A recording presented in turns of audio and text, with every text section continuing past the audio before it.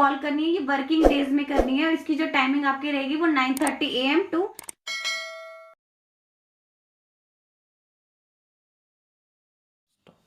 Hello friends, तो आज हम बात करेंगे पंजाब एंड हरियाणा के हाई कोर्ट में जो हरियाणा स्टेट में वैकेंसीज आउट हुई है society for centralised recruitment of staff in subordinate courts में।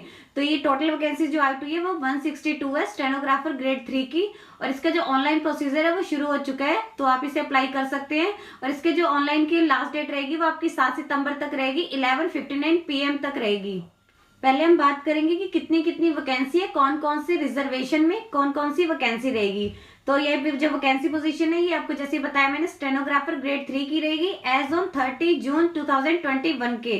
तो इसमें जो टोटल वैकेंसी है वो 124 है, और जो जनरल में वैकेंसी रहेगी जनरल कैटेगरी की वो 75 है, ओबीसी में जो रहेगी आपकी वो 20 रहेगी, एससी और एसटी ऑफ हरियाणा के जो कैंडिडेट है उनके लिए 19 है, और जो एक्स सर्विसमैन रहेगी उनकी जो वैकेंसीज है वो 10 है।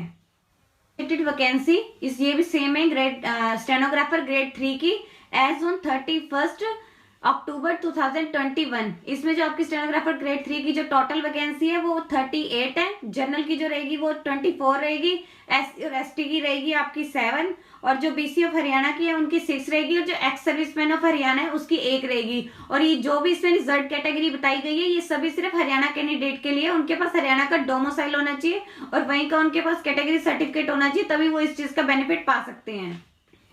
अब हम बात करेंगे एज के बारे में। आपकी जो इसमें एज काउंट की जाएगी वो आपकी 1 जनवरी 2021 तक काउंट की जाएगी। अब हम बात करें कैटेगरी वाइज आपकी कितनी एज होनी चाहिए। जैसे यहाँ पे जनरल वालों के बारे में बात करेंगे तो आपकी मिनिमम एज है वो 17 होनी चाहिए, और जो मैक्सिमम एज है वो 42 होनी चाहिए। एससी और एसटी के बारे में बात करेंगे, मिनिमम एज आपकी 17 और मैक्सिमम 47। ओबीसी वालों और बीसी वालों की भी मिनिमम 17 और मैक्सिमम जो है वो 47 होनी चाहिए। एक्स सर्विसमैन की जो मिनिमम एज है वो 17 होनी चाहिए, और जो अप टू एज जो मैक्सिमम एज है वो अप टू 42 ईयर्स, प्लस उनकी जो भी मिलिट्री सर्विस रहेगी एडेड बाय 3 ईयर्स। देन हम नेक्स्ट बात करेंगे इन सर्विस एम्प्लॉयज की। इसमें जो मिनिमम एज है वो 17 है और मैक्सिमम जो है वो 45 है, और यहाँ पे वो आएंगे इनकेस अगर वो अभी वर्किंग है पंजाब एंड हरियाणा गवर्नमेंट और अदर स्टेट गवर्नमेंट में, या फिर government of India high court and other subordinate courts या यूटी चंडीगढ़ में, तो ये सब उनके लिए। नेक्स्ट आपकी रहेगी जो विडो वुमेन है, इलीगली सेपरेटेड और distracted from husband more than 2 years, इन सभी के लिए जो मिनिमम एज है वो इनकी 17 है और जो मैक्सिमम एज है वो 47 है। और ये जो एज रिलैक्सेशन है ये सिर्फ उन्हीं कैंडिडेट को मिलेगी जो हरियाणा से बिलोंग करते हैं, यानी बीसी एससी सभी के उनके पास उनका जो है सर्टिफिकेट होना चाहिए। अब हम बात करेंगे क्वालिफिकेशन के बारे में। इसमें जो क्वालिफिकेशन पाई गई है वो मिनिमम आपकी ग्रेजुएशन होनी चाहिए इन बैचलर ऑफ आर्ट्स में या बैचलर ऑफ साइंस में, या उसके इक्विवेलेंट कोई भी स्टडी होनी चाहिए आपकी फ्रॉम ए रिकॉग्नाइज्ड यूनिवर्सिटी से। इसके अलावा आपकी जो है कंप्यूटर में भी एफिशिएंसी होनी चाहिए। इसके अलावा इन्होंने एक स्पेशल टर्म दी गई है कि जो आपके जो मैट्रिकुलेशन में है वो आपकी हिंदी कंपलसरी रहेगी, आपको पास होना ही होना है एज अ कंपलसरी सब्जेक्ट या फिर एज अ ऑप्शनल सब्जेक्ट। अगर आपने इसे नहीं किया तो आप इसके लिए अप्लाई कर सकते हैं, और आपकी जो हिंदी आप एग्जाम क्लियर कर सकते हैं, अपना जो भी आपका प्रोविजन पीरियड रहेगा उसमें क्लियर कर सकते हैं। अगर आप नहीं करते तो आपको जो है इस अपॉइंटमेंट के लिए आपकी जो है डायरेक्ट कैंसिल कर दी जाएगी। इसके अलावा इन्हें स्पेशल नोटिस दिया हुआ है कि कैंडिडेट जिन्होंने अगर आर्ट्स में की है, कॉमर्स में की है, साइंस में की है या कंप्यूटर में की है वो भी इस चीज के लिए एलिजिबल है। इसके अलावा इन्होंने लिखा हुआ है कि अगर वो एप्लीकेंट चाहे तो अपनी जो वो क्वालिफिकेशन है वो जो इसकी लास्ट डेट रहेगी रिसिप्ट की 7/9/2021 उस तक क्लियर हो जानी चाहिए, ताकि वो उसमें अपलोड कर सके। अब हम बात करेंगे इसके मोड ऑफ सिलेक्शन के बारे में। कैंडिडेट को जो है अपना इंग्लिश शॉर्ट एंड टेस्ट और इसका ट्रांसक्रिप्शन टेस्ट है वो क्लियर करना होगा, जिसकी जो स्पीड रहेगी वो 80 वर्ड्स पर मिनट एंड 20 वर्ड्स पर मिनट रहेगी। इसके अलावा कैंडिडेट को एक कंप्यूटर प्रोफिशिएंसी टेस्ट भी क्लियर करना होगा, और ये जो आपकी जो सारे के सारे टेस्ट है ये किसके तरह the honourable central recruitment committee reserve करेगी कि आपने जो इसमें कितने मिस्टेक्स किए उसके आधार पर एक मेरिट लिस्ट बनाएगी, तो उन्हीं के आधार पर है जो वो आपकी जो है मार्क्स वगैरह उन्होंने लगाने हैं। यहाँ पे इन्होंने क्लियर किया हुआ है कि आपका जो कंप्यूटर प्रोफिशिएंसी टेस्ट है ये मैंडेटरी है, बट ऐसा नहीं है कि इसके जो मार्क्स हैं उसके बिहाफ पे आपका होगा। आपका जो इसमें एग्जाम आपकी जो मेरिट लिस्ट तैयार की जाएगी वो आपके इंग्लिश शॉर्ट एंड टेस्ट और इसकी जो ट्रांसक्रिप्शन होगी उसके बेस पे ही आपकी जो है मेरिट लिस्ट वो तैयार की जाएगी। बट आपका जो प्रोफिशिएंसी टेस्ट है वो आपका मैंडेटरी रहेगा, वो आपको क्लियर करना ही करना है। और ये जो सभी जो डिसाइड करेगा ये central honourable central requirement committee decide करेगी। इसके अलावा इन्होंने कुछ स्पेशल इंस्ट्रक्शंस दिए हुए हैं रेगुलर वालों के, रेगुलर एम्प्लॉयज के लिए जो यहाँ पे गवर्नमेंट एम्प्लॉयज है, कि उन्हें जब भी उनकी ज्वाइनिंग डॉक्यूमेंट के लिए बुलाया जाएगा तो उन्हें एनओसी सर्टिफिकेट जमा करवाना होगा। तो अब हम बात करेंगे ई एडमिट कार्ड के बारे में। कैंडिडेट को जो है उनकी ई एडमिट कार्ड है वो उनकी ऑफिशियल वेबसाइट से ही डाउनलोड करने हैं, अपलोड कर दिए जाएंगे तो उन्हें वहीं से डाउनलोड करने हैं। इसके अलावा उन्हें जो भी उन्होंने इसके वैलिड ईमेल आईडी भरी होगी या नंबर दिया होगा उस पर भी उन्हें मैसेज आ जाएंगे। बट उन्हें एडवाइस दी गई है कि वो इसकी ऑफिशियल वेबसाइट है वो चेक करते रहे, क्योंकि ये इनके ऑनलाइन ही आएंगे, इन्हें उन्हें पोस्ट नहीं किया जाएगा। इसके अलावा इन्होंने एक स्पेशल इंस्ट्रक्शंस दिए हैं कि आपने जब भी इनका ई कार्ड होगा उस पर आपने वही फोटो अपलोड करनी है जब आपने इनका फॉर्म भरा था एप्लीकेशन फॉर्म तब अपलोड की थी। अगर आपकी दोनों फोटो में कोई भी मिसमैच पाया जाता है तो आपको एग्जामिनेशन सेंटर में बैठने नहीं दिया जाएगा। अब हम बात करेंगे एग्जामिनेशन फी के बारे में। इसमें जो आपकी एग्जामिनेशन फी रहेगी वो ऑनलाइन रहेगी और नॉन रिफंडेबल रहेगी। और इसके अलावा हम बात करेंगे कि कौन कौन सी कैटेगरी में कितनी कितनी फीस है। तो यहाँ पे जनरल कैटेगरी की जो फीस है मेल कैंडिडेट की 750 है और जो फीमेल कैंडिडेट है उनकी 375 है।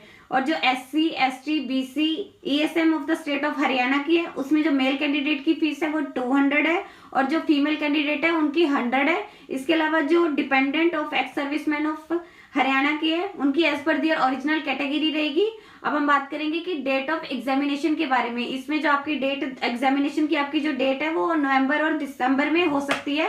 वैसे आपको इसकी एग्जैक्ट डेट आपकी इसकी ऑफिशियल वेबसाइट पर जाकर चेक करनी है। अब हम बात करेंगे कुछ इन्होंने इंपॉर्टेंट इंस्ट्रक्शंस दिए हुए उनके बारे में।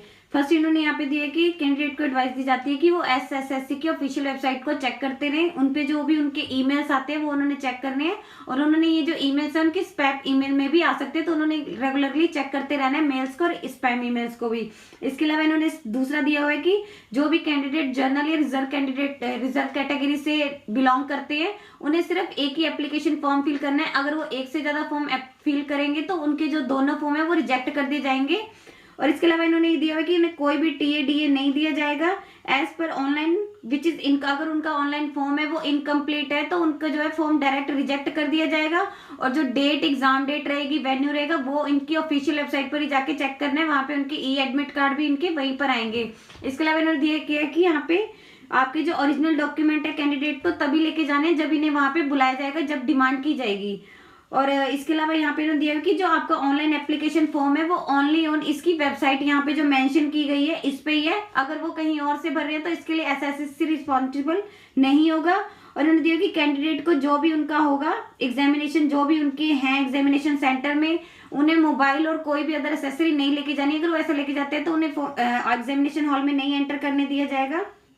यहाँ पे इसके अलावा कुछ हेल्पलाइन नंबर दिए गए हैं तो आप वहाँ पे कॉल कर सकते हैं। जैसे यहाँ पे इन्होंने दिया कि अगर आपकी क्वेरी है regarding terms and condition of advertisement तो आप इस नंबर पे कॉल कर सकते हैं। अगर आपकी कोई टेक्निकल क्वेरी के लिए आपने कॉल करनी है तो आप इन दो नंबरों पे कॉल कर सकते हैं। इसके अलावा यदि आपकी ऑनलाइन पेमेंट में कोई इश्यू आ रहा है तो आप इस नंबर पे कॉल कर सकते हैं।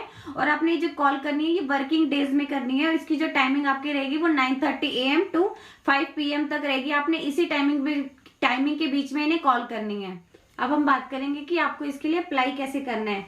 कैंडिडेट को अपना online form application form fill करने से पहले इसकी जो भी इंस्ट्रक्शंस रहेंगे वो उन्हें एक बार अच्छे से रीड कर लेने हैं। इसके अलावा इन्होंने कैंडिडेट को कहा कि वो अपने फाइनल चेक जो भी होगा कि अपना फाइनल चेक कर ले, वो उनका ऑनलाइन एप्लीकेशन फॉर्म है जो अच्छे से फिल हुआ है नहीं हुआ है, तो वो उसकी जो ऑफिशियल वेबसाइट होगी जो भी उसमें उनका लॉगिन होगा वो वहां पर जाके चेक कर सकते हैं। इसके अलावा इन्होंने कुछ ऑनलाइन रजिस्ट्रेशन के लिए जो प्री रिक्वेस्ट है वो दी हुई है कि एप्लीकेशन जो भी एप्लीकेंट होगा उसे एक वैलिड ईमेल आईडी जो उसकी एक्टिव और एक फोन नंबर चाहिए होगा, उस पर उसके जो ईमेल्स है फोन नंबर आएंगे। और उन्होंने स्पेशल इंस्ट्रक्शन दिए कि वो इन्होंने अपना जो नंबर है फोन नंबर और ईमेल आईडी किसी से भी शेयर नहीं करने हैं अगर कुछ ऐसा ताकि उन्हें फ्यूचर में कोई भी दिक्कत ना हो। इसके अलावा उन्होंने यहाँ पे कहा है कि उनकी जो उन्हें पासपोर्ट साइज एक फोटो अपलोड करनी है जिसका जो साइज है वो 100x120 पिक्सल होना चाहिए और जो उनके सिग्नेचर का साइज है वो 160x70 पिक्सल होना चाहिए। वो उन्होंने अपने पेन ड्राइव PC इसमें सेव कर लेना ताकि वो इसे इमीडिएट अपलोड कर सके एप्लीकेशन फॉर्म में। इसके अलावा उन्होंने स्पेशल कहा है कि एप्लीकेंट को अपना ये नंबर है ये चेंज नहीं करना है, ना ही ईमेल आईडी चेंज करनी है जो भी उन्होंने रजिस्ट्रेशन के वक्त दी है। अगर वो भाई ऐसा उनका कोई इश्यू आता है कि वहां पे उनका नेटवर्क नहीं आ रहा है या कुछ भी हो रहा है तो इसके लिए SSC रिस्पॉन्सिबल नहीं होगा। इसके जो इसमें रजिस्ट्रेशन के हैं वो टोटल 2 प्रोसेस हैं। तो स्टेप 1 की बात करेंगे हम। तो इन्होंने लिखा हुआ है कि कैंडिडेट को कहीं से भी अप्लाई कर सकते हैं जहां पे इन्हें लगे कि इंटरनेट का एक्सेस सही आ रहा है, क्योंकि अगर बीच में कई बार हो जाता है तो उनकी फीस वगैरह को डिपॉजिट करने में इश्यू आ सकता है। तो इसलिए वो ऐसी जगह से अपना फॉर्म फिल करे जहां पे इंटरनेट फुली एक्टिव हो। तो पहले इन्होंने जो आपका एप्लीकेशन फॉर्म है, रजिस्ट्रेशन है, वो ये ऑफिशियल वेबसाइट है, आप यहाँ पे जाके क्लिक करना है आपको। देन जैसे ही आप यहाँ पे क्लिक करेंगे तो आपने जो भी आपकी डिटेल्स होंगी, जो भी आपकी मेट्रिकुलेशन होंगी, वो आपने यहाँ पे फिल कर देनी है, वो भर देनी है। तो आपको जो है कि रजिस्ट्रेशन नंबर और पासवर्ड दिया जाएगा। आप जैसे ही वहां पे एप्लीकेशन जब भी फिल करेंगे तो आपको जो एप्लीकेंट है वो एक रीडायरेक्ट कर देगा आपकी जो फीस गेटवे होगा, वहां पे आप चल जाएगा। तो आप वहां से जाके इसकी फीस भर सकते हैं कोई भी मोड से, चाहे वो आप कार्ड से भरें, इंटरनेट बैंकिंग या यूपीआई फैसिलिटी से डायरेक्ट आप इसे अप्लाई कर सकते हैं। उन्होंने वहां पे अपने इंस्ट्रक्शंस पढ़ लेने हैं जो भी दिए होंगे। अगर स्टिल उन्हें कोई इश्यू आ रहा है कि भाई हाँ उनकी फीस नहीं भर रही है, तो उसे वेट करें, उन्हें दोबारा से नहीं करना है। और अगर उनकी जैसे ही फीस सबमिट हो जाएगी तो उन्हें जो है उनकी जो भी उनका रजिस्टर्ड फोन नंबर होगा उस पर SMS आ जाएगा। तो यहीं से उनका ये सारा जो है उनका प्रोसेस रहेगा। अब हम बात करेंगे रजिस्ट्रेशन स्टेप 2 के बारे में। जैसे ही आपकी फीस डिपॉजिट हो जाएगी तो एप्लीकेंट को है वो रजिस्ट्रेशन स्टेप 2 की ओर रिडायरेक्ट कर देगा। तो यहाँ पे आपने जो है अपनी जो भी होगी आपकी फोटो, सिग्नेचर, जो भी अदर डॉक्यूमेंट होंगे वो यहाँ पे आपने अपलोड करने हैं। और जो भी उनकी फोटो होगी वो लेटेस्ट पासपोर्ट साइज होनी चाहिए, वो 3 महीने से ज्यादा पुरानी नहीं होनी चाहिए। और जो सिग्नेचर है वो उनकी व्हाइट बैकग्राउंड में होनी चाहिए, ब्लैक या ब्लू पेन से उनके होने चाहिए। और इसको अपलोड करने से पहले उन्होंने जो भी उनके गाइडलाइंस दी होंगी, जो उनका साइज होगा वो उसमें उन्होंने सेट कर देना है। और इसके अलावा इन्होंने यहाँ पे उनकी जो फोटोज है आपकी, applicant must retain 5 copies of photograph uploaded with the application form. ये इन्होंने स्पेशल दिया हुआ है। इसके अलावा इन्होंने ये दिया हुआ है कि जो आपने ये जो फोटो अपलोड करनी है ये आपकी जो है एडमिट कार्ड होगा उस टाइम पे भी चाहिए होगी, ताकि आपका जो है कोई आपको इश्यू ना आए। नेक्स्ट आपका होगा जैसे ही आप ये सब प्रोसेस कंप्लीट कर देंगे तो आपको जो है ये एक प्रीव्यू दिखाएगा कि आपका एप्लीकेशन फॉर्म में क्या क्या दिखा रहा है। वहां से जाएं तो आप एडिट कर सकते हैं। इन स्टेप 2 में आप जाके एडिट कर सकते हैं। इसलिए उन्होंने स्पेशल एडवाइस दी है कि आपको फाइनल सबमिट करने से पहले चेक कर लेना है।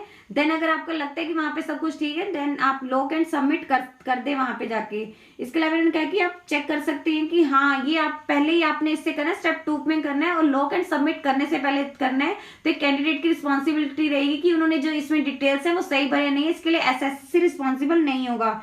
इसके अलावा इन्होंने दी हुआ है कि यहाँ पे जो भी उनका होगा कि यहाँ पे security of application will be done and eligibility of application shall be determined. और यहाँ पे ना स्पेशल इंस्ट्रक्शंस दिए हुए हैं कि your application will not be treated as finally submitted unless and until it is available under the link check application status before the closing date and the time of apply of online application. तो इन आपने check कर लेना है कि वहां पे ये चीज तो नहीं दिखा रहा है। और इसके अलावा आपने इसके प्रिंट आउट निकलवा लेना है ताकि आप इसे कल proof of submission of proof आप इसे दिखा सके कि आपकी जो है यहाँ पे डिटेल्स है, उसमें आपकी डिटेल्स जो भी होंगी, personal details, photo, sign, educational details and generated after the complete, उसमें जैसे कि लॉक एंड सबमिट ये सब कुछ होना चाहिए। तो आपने इसका प्रिंट आउट निकलवाने है इन फ्यूचर रेफरेंस के लिए, ताकि आप बता सके कि आपका जो है फॉर्म फाइनली सबमिट हो गया। यदि आपको इस वीडियो से रिलेटेड और अधिक जानकारी चाहिए तो आप इसकी ऑफिशियल वेबसाइट पर जाकर चेक कर सकते हैं। और इस वीडियो से रिलेटेड जो भी पंजाब के कैंडिडेट के लिए भी एक वैकेंसी आई थी वो हमने यहाँ पे आपका वीडियोस दिखा रही हूँ, वहां पर जाकर चेक कर सकते हैं। और इसके अलावा यदि आपकी इस वीडियो से रिलेटेड कोई भी क्वेरी है तो आप हमें कमेंट सेक्शन में लिख के बता सकते हैं। अपडेट रहने के लिए आप हमारे यूट्यूब चैनल को सब्सक्राइब कीजिए। यदि वीडियो अच्छी लगी हो तो please like and share. Thanks for watching.